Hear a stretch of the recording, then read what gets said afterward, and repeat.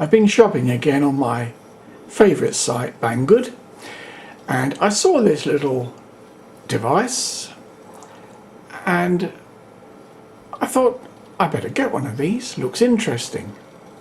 It's basically an FM transmitter, somehow linked to the computer, so I thought I'll get one. It's only just over $8 New Zealand, and here it is. Now, it's absolutely tiny. On the photograph on Banggoood, it looks infinitely bigger. Not that there's any significance to that. It's also slightly different.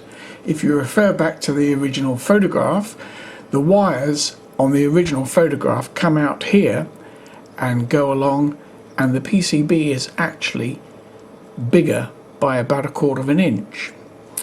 So this is obviously a slightly different module. Now, as typical for Banggoood, you get absolutely no instructions whatsoever for it, and some of the reviews that I've just read on the Banggood site are all asking, how do I connect it, what does it do, can't make it work, piece of rubbish, etc, etc. Now, I've actually connected a couple of wires to it already to test this, and this side of it is the only one that you can actually see. Now, depending on your eyesight, where the red wire is connected, there's a tiny little word ANT, which I think most of us will probably agree stands for antenna.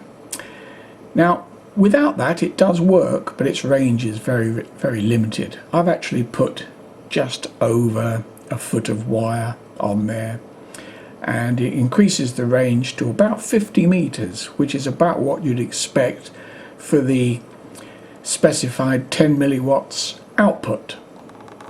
Now, I've connected the USB plug here to the computer to get the 5 volts required, and when you turn it on from default, the LED lights up and you get the battery showing that it's fully charged.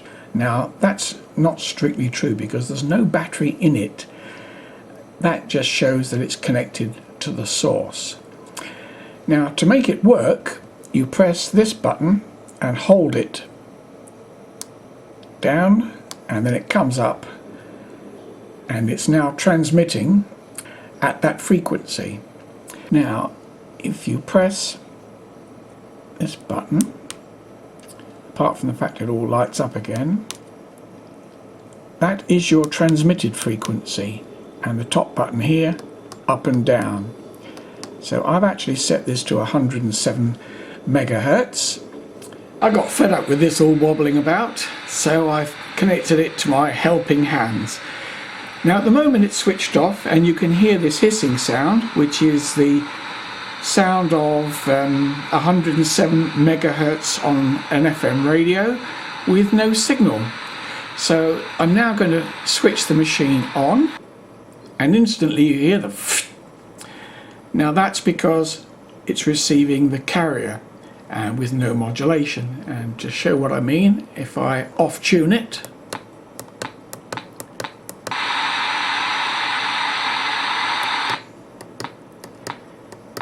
the automatic gain control, or I should say the automatic frequency control on the radio, tends to lock it for quite a way. And bearing in mind the radio is 2 or 3 feet away.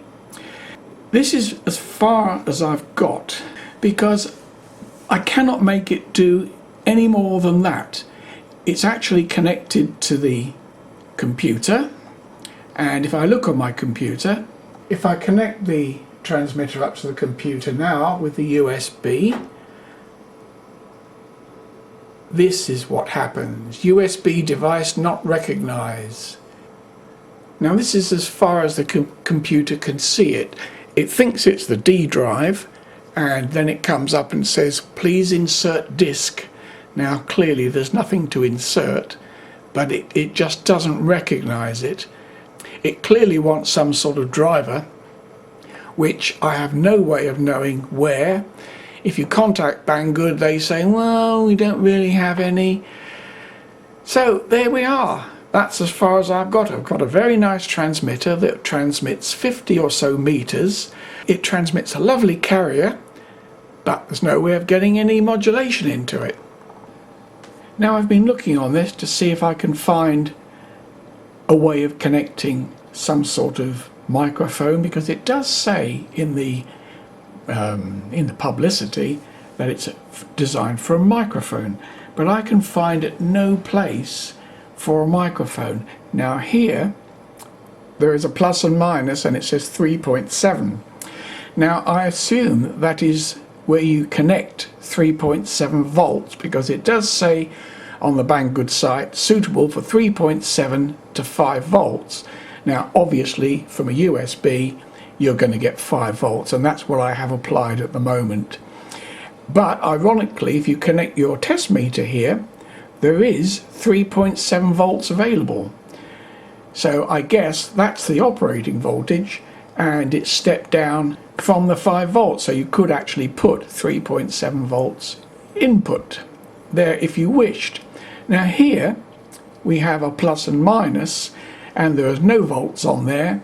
I've got a piece of screen lead on there, and I've connected that to a preamp and fed some signals in there, but nothing.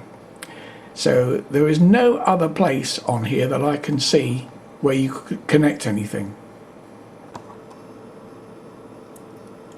So here is my temporary, apologising for the soldering, but it was just a quick lash up to see if I could get some input on there.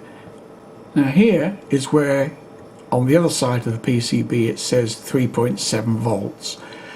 I've even tried putting audio into there, which is not happy, because it's only afterwards I measured it and found that's where the 3.7 volts either goes in or comes out. So either way, not a good place to put your audio. Here is the antenna connection on the end of the red wire, which you can not quite see. There we go. So that's all I can say about this.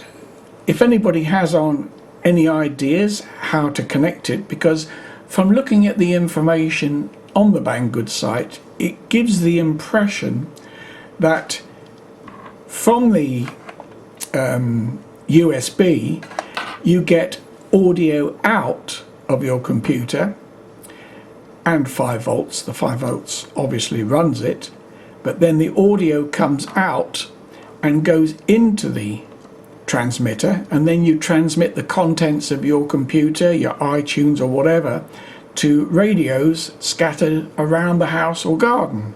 Now that's what makes sense to me, but without access to the driver it's absolutely and completely useless. There are a few stills from the Banggood site. You can see lots of nice photographs, beautiful detail, except it doesn't look like the one you're going to get, but still. And then you come down to the reviews. Someone said he's bought 2 and neither of them are working. Well, I suspect it's the same. He hasn't actually managed to make it work. I don't think it's faulty. In fact, I'm convinced there's nothing wrong with the product. We just don't have the drivers. Yes, here are the questions and things on there. Question: no driver found. Answer from Banggood: hi, we do not have that driver. It will be installed manually, or you need to install a software to search for it, such as Driver Genius. Well, that isn't really the answer. You sell these things, you should provide them. Or go to the manufacturer and say, we won't buy any more of these until you come up with the proper instructions and drivers.